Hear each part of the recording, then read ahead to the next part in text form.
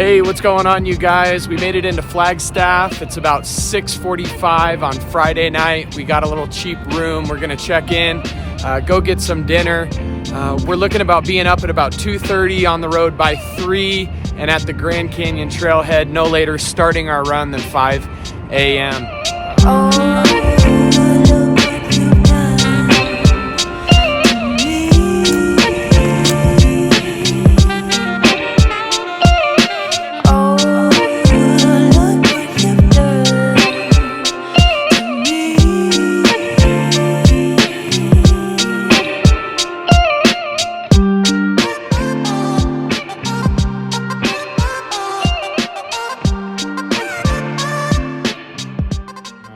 This pack right here is really cool. I got it at REI. I mean, you can on a hydration pack spend well over 200 bucks for a good one, but this was just $100. It's super cool. It actually comes with 2 liters of water in the bladder in here. And then you got about 1 liter of water between these two. All in all, with this and the purification thing, this system here I have, we can probably carry well over 1 gallon of water on my pack with that. But what is super cool about this, that if there isn't any running water, meaning out of any pipes or filtered water down there, this could, in theory, just filter out any stream water, the Colorado River. Some plant protein, some different bars to eat. I got a couple different gels here for energy. This stuff comes in key. This is a Pedialyte powder. A lot of search and rescue guys even will offer this to you. It'll bring you back to life if you're dying of dehydration.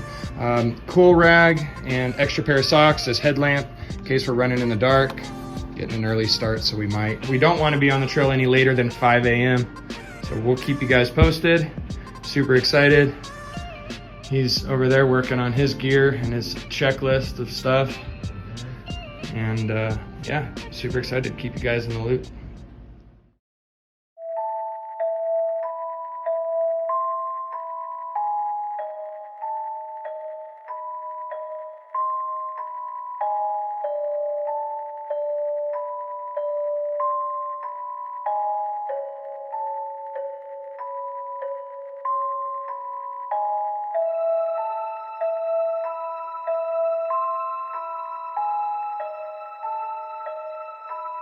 Hey, what's going on, you guys? It's about 5 a.m. We made it to the Grand Canyon. We got excessive heat warnings today. And there's signs everywhere that say do not attempt to go down and back up the canyon in the same day. That's what we're doing. That's exactly what we're gonna do. So anyways, hopefully we can get some good shots, but we'll be probably well into the canyon by the time the sun comes up. Maybe we'll get some better shots on the way back up. So stay tuned.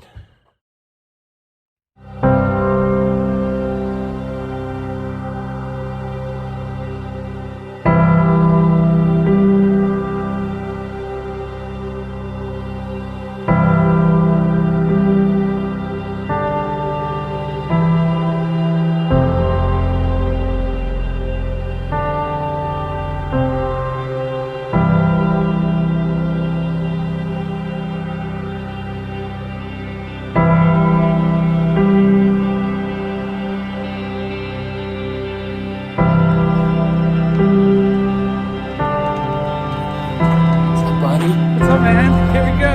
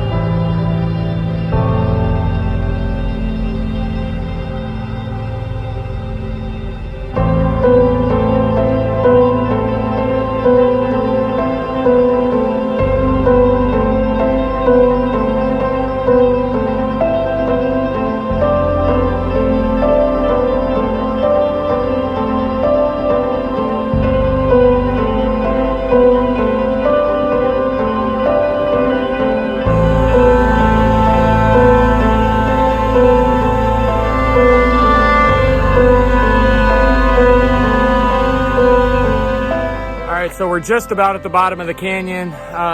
We've come down about, I'd say 85%. We can just now see the Colorado River down there. And then across it is that bridge. Unbelievable. This morning when we got to the parking lot, it was like 4:30. We met this awesome man behind me. His name's Joe. He's from Michigan. A longtime wrestler. He's got 2 kids. He's out here at 55 years old, running the Grand Canyon all by himself on a whim, and asked if he could join us. And said, couldn't be more pleased to have you. And he's been a great companion this entire time. We've managed to stay pretty busy talking and getting to know each other. It's incredible. We're talking about affluence and how it's not over finances, it's a state of mind. And it doesn't matter how much you have in the bank or how much you don't have in the bank. If you're always worried about what you have or what you don't have, you're still poor.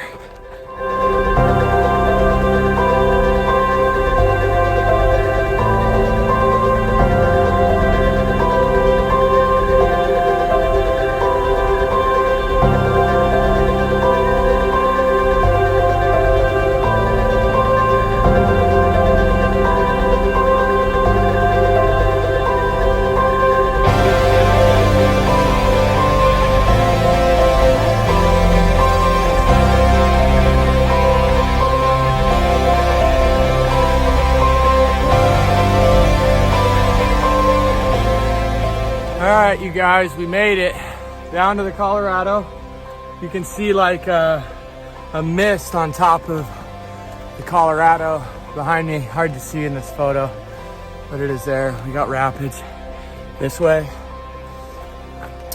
We're just gonna go into Phantom Ranch right now, take a little break. But we're definitely getting into Colorado. Don't care what no one says.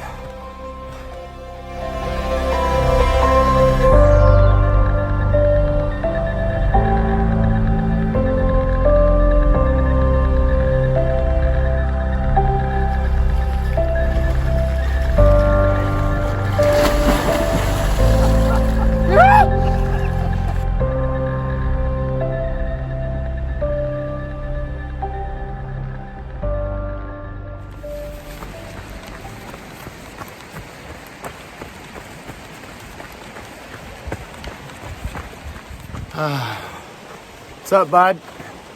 Alive. We made it.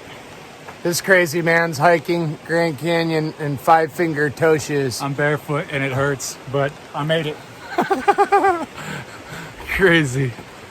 We're coming up to Phantom Ranch. Bright Angel Campground. Bright Angel Campground. You can see this water. It's just trail runs alongside for quite a while. Sometimes they say Phantom Ranch. I'm not sure with COVID, but you could typically go get some really good. Everyone talks about their lemonade. I'm not sure if they're open, but I don't need no lemonade. I can take a drink 3 different ways here. Look at this. Oh, I want to take one here. They're like udders. I can take one here. I can take one here. I can take one here. You can keep your lemonade.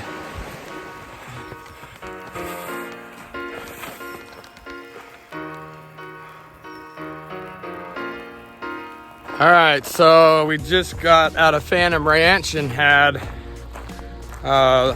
some granola bars, had a gel pack, rehydrated. I know Chris is hurting. I haven't seen him take a Tylenol since I met him and just watched him take 2. This is why he's hurting. I don't need That's shoes. why. I don't need padding. I got these rough Indian feet. We'll be all So right. anyways, we're back on the trail. We're gonna start our ascent back to the top. I think our last stop is gonna be through Indian Garden. And then we got about 5 miles after that up the rim. So I'll try and get out of this canyon before it gets too hot.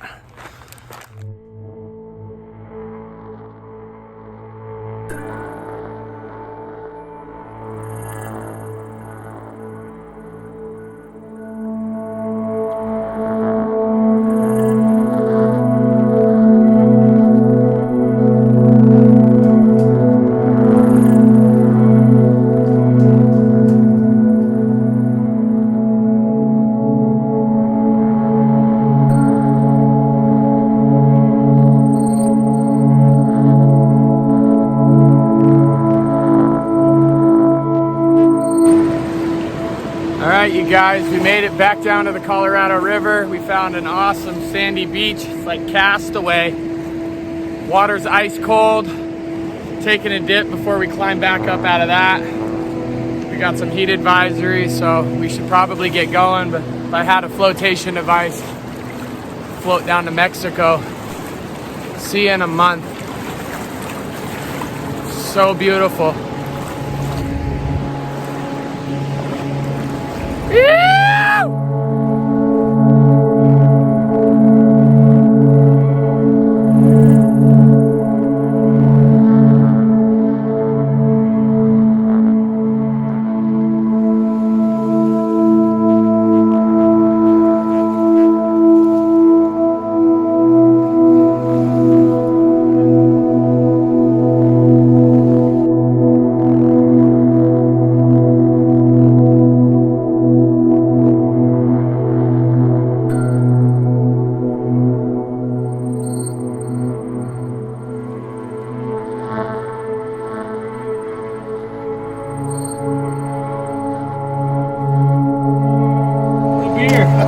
That's Wilson. Wilson is Lone Ranger beer.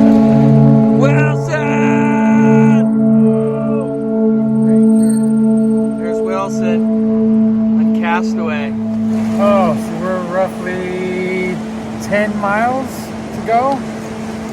We're looking at maybe 4 to 5 hours left of this trek. What does that say? We're in God's country doing God.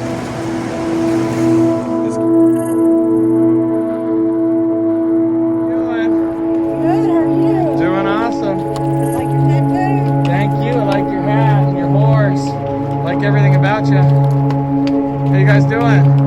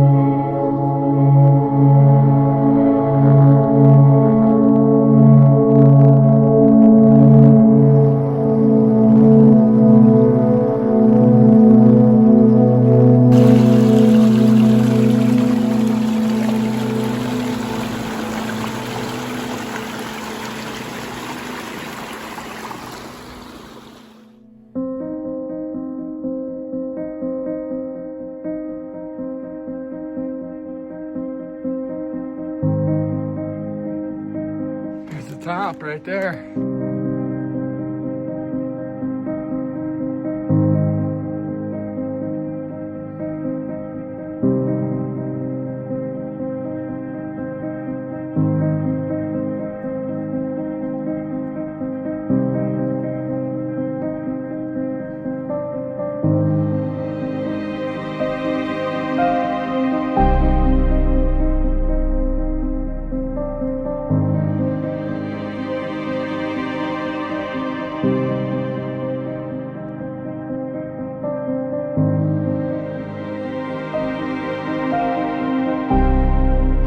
She is.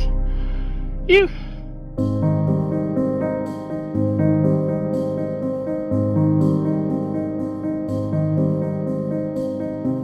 Hey, what's up, guys? We're probably about 3/4 of the way up right now. It's hot. Can't tell you how hot because I don't have service, but I bet it's about 107. Could be hotter because we're at like this center part of the canyon where the sun is just shining. I found some shade behind this rock to sit behind for a minute. But Chris and Joe that we met in the parking lot, they're ways back down there. Yeah, the best thing that came in key on this whole trip was the bags of Pedialyte powder for electrolytes. Game changer. It'll bring you back to life within about 5 minutes and never not bring that on another journey. So All in all, it's been a great day. I'm gonna have another push to the top. So here we go. Let's see if we can do this last push.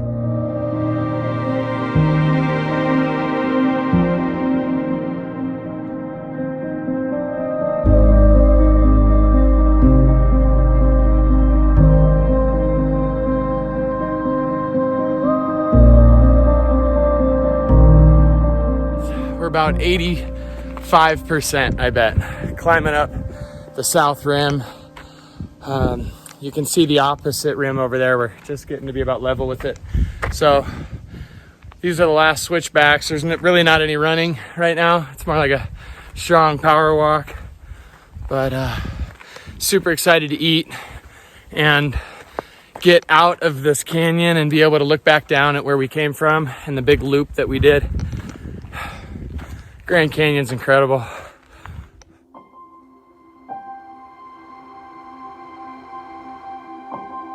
After reaching the top of the rim and catching my breath, I began to take some photographs and started to collect some footage.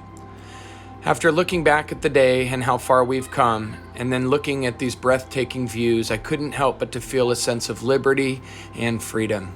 Almost feel like an ant in this vast atmosphere. This is where everything took a turn for the worst. I just got a call that Chris, my buddy who started the run with me, was now 3 miles below the rim, vomiting and experiencing possible kidney failure. After we put in several calls to 911, all I could do was sit at the top of the rim and patiently wait and pray for Chris's arrival. While I was sitting up there, all I could think of was how grateful I was for this guy Joe that just joined us on our run 12 hours earlier. Without him parking in that same parking lot and meeting us, we would probably be in a different situation than we are now. I honestly feel that Joe was put in our life for a divine mission to help save Chris's life. A few hours into the incident, search and rescue eventually showed up in a helicopter to airlift him up to the top of the rim, where they put him in an ambulance and sent him to the Flagstaff Medical Center.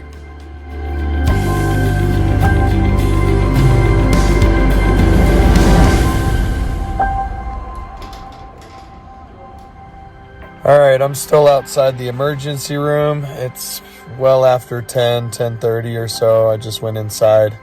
They won't let me in because of COVID, and there's no sign of them coming out anytime soon. I know they're doing blood work, pumping them full of fluids, but I'm not exactly sure how long it's going to be. There's no discharge paperwork yet, so I'm going to just be out here in the parking lot waiting for my boy, and I'm going to take a little siesta. What a day. Crazy.